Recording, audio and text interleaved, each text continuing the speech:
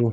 الحمد لله رب العالمين ولا عاقبة للمتقين ولا عدوان إلا على الظالمين. أشهد أن لا إله إلا الله وحده لا شريك له ولا وزير له ولا معين له ولا مثيل له، الأول بلا بداية وهو الآخر بلا نهاية.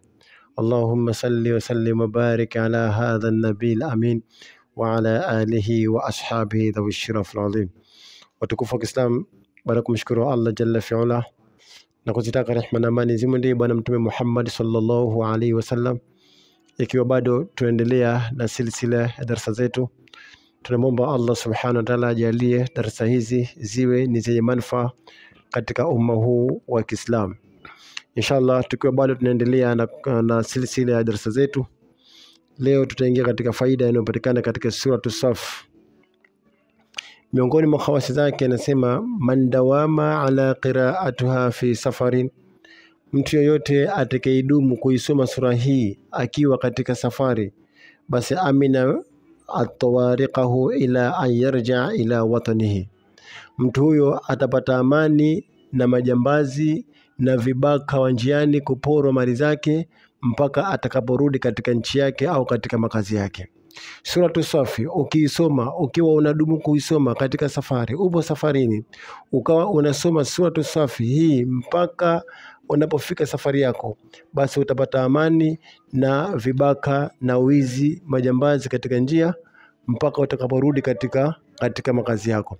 Kwa tunapendekeza kwamba tunapokuwa tunasafiri, angalau katika simu zetu yuko misahafu, kwa sababu sura kama hii ukipata kuisoma katika safari yako utapata amani, uwizi hawatakuibia, majambazi hawatakutika, vibaka hawatakushambulia. Kwa sababu gani? Umedumu kuisoma sura As-Saff katika safari yako.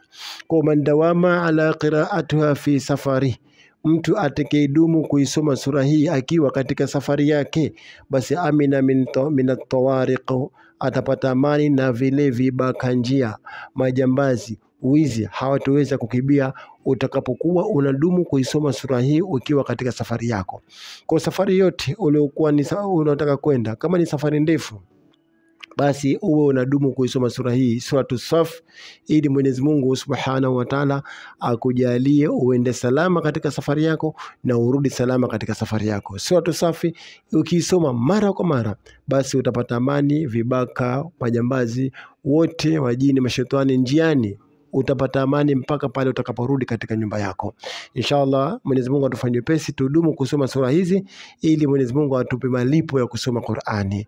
Na ukihitaji kuungwa katika grupu langu la WhatsApp, basi nitafute kwa namba zangu za WhatsApp 0777799359 0777799359 ili upate faida kubwa kama hizi kwa uwezo wa Allah Subhanahu wa Ta'ala. Inshallah tukutane katika vipindi vinavyokuja mbele.